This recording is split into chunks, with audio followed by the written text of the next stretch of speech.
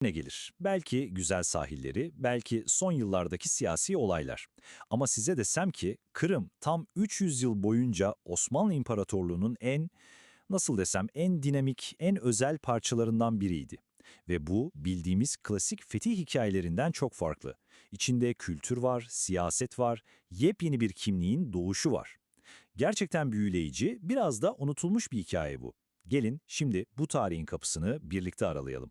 İşte en temel soru bu. Osmanlılar Kırım'a geldiğinde sadece birer fatih miydi yoksa olay çok daha mı farklıydı? Bakın bu sorunun cevabı emin olun imparatorluklar hakkında kafamızda oluşan o klasik resimleri biraz sarsabilir. O yüzden gelin o bildiğimiz kalıpları, ön yargıları şöyle bir kenara koyalım ve bu gerçekten karmaşık ama bir o kadar da ilginç ilişkinin ardında ne varmış ona bakalım. Daha anlatmaya başlar başlamaz karşımıza bakın ne çıkıyor. Küçük İstanbul olarak anılan Kefe. Ya bu öyle sıradan bir benzetme değil, o dönemin gerçeğini yansıtıyor aslında. Yani bize diyor ki bu hikaye sadece kılıçla kalkanla yazılmadı. Hayır, bu hikayenin içinde sanat var, ticaret var ve en önemlisi tıpkı imparatorluğun kalbi gibi atan canlı bir şehir kültürü var. Peki ama nasıl oldu da Anadolu'nun bir köşesinde küçücük bir beylik olarak başlayan o güç, ta Karadeniz'in kuzeyine, bu kadar stratejik bir yarımadaya ulaştı? Bu sorunun cevabı için zamanda biraz geriye gitmemiz lazım. Her şeyin başladığı o noktaya, bir imparatorluğun doğuşuna. Hikayeye tam dalmadan önce çok önemli bir detayı açıklığa kavuşturalım, bir yanılgıyı düzeltelim. Osmanlı dediğimizde sakın aklınıza sadece belirli bir etnik köken gelmesin. Hayır, Osmanlı olmak bir imparatorluğun vatandaşı yani tebaası olmak demekti. Yani içinde Arnavut da vardı, Slav da, Rum da, tabii ki Türk de. Devasa bir mozaik gibi düşünün. Bu bilgiyi aklınızın bir köşesinde tutun çünkü Kırım hikayesini çözmenin anahtarlarından biri tam da burada. Şu zaman çizelgesine bir bakın. Resmen baş döndürücü bir yükselişin özeti. Düşünsenize sadece birkaç nesil içinde Anadolu'daki küçücük bir beylikten Konstantinopolis'i fethedip bir anlamda Roma'nın mirasına sahip çıkan bir dünya imparatorluğuna dönüşüyorlar. İşte bu durdurulamaz yükselişin bir sonraki adımı da Karadeniz ve tabii ki Kırım olacaktı. Ve işte geldik Kırım'a. Bir yanda yükselen o büyük imparatorluk, diğer yanda Cengiz Han'ın torunları olan Kırım Hanları. Bu iki devasa gücün yolu Kırım'da nasıl kesişti? Bu bir işgal miydi? Yoksa tarihin gördüğü en ilginç ortaklıklardan biri mi kuruluyordu? İşte şimdi hikayenin en heyecanlı yerine geliyoruz.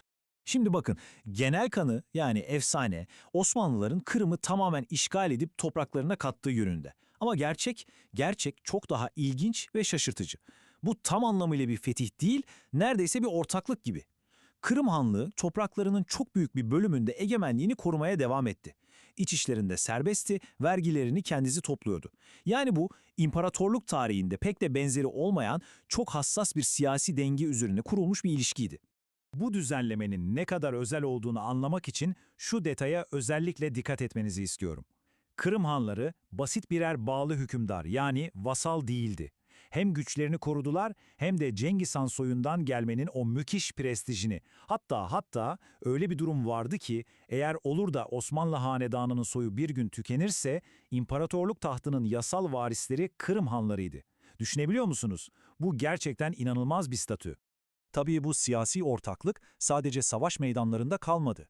Asıl meyvelerini şehirlerin sokaklarında, medreselerde, sanat atölyelerinde verdi. Peki nasıl oldu da Kırım bu dönemde adeta bir küçük İstanbul'a dönüştü? Gelin şimdi bu muazzam kültürel canlanmaya yakından bakalım. Osmanlı ile kurulan bu bağ, Kırım için adeta bir can suyu gibiydi. Düşünün imparatorluğun her köşesinden fikirler, sanatçılar, ustalar Kırım'a akıyor ve bunlar yerel kültürle birleşip ortaya yepyeni, eşsiz bir sentez çıkarıyor. Yani Kırım artık sadece askeri bir müttefik falan değil, imparatorluğun en önemli kültürel merkezlerinden biri haline geliyor. 175. Bu sayı size ilk bakışta belki bir şey ifade etmeyebilir ama bir durup düşünelim.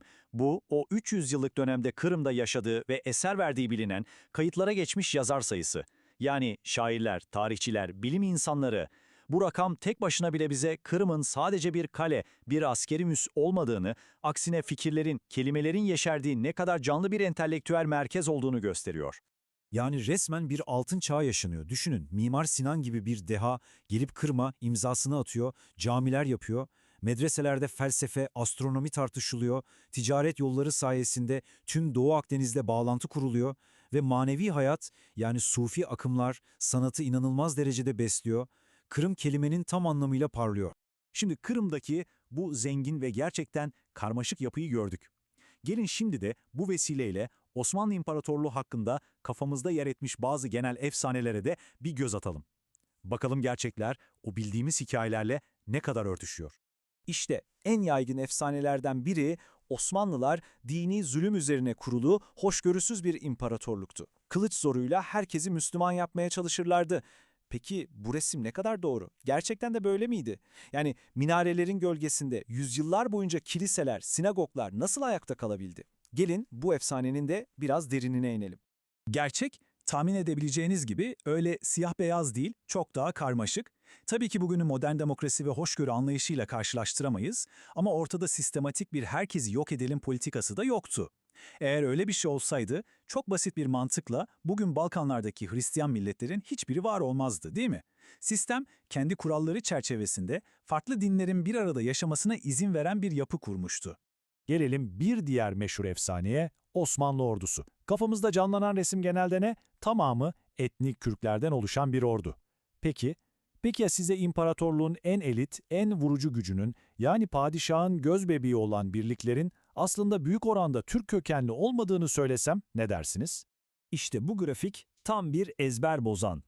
İmparatorluğun o çelik çekirdeği dediğimiz Yeniçerilerin %80'i, evet %80'i Türk kökenli değil.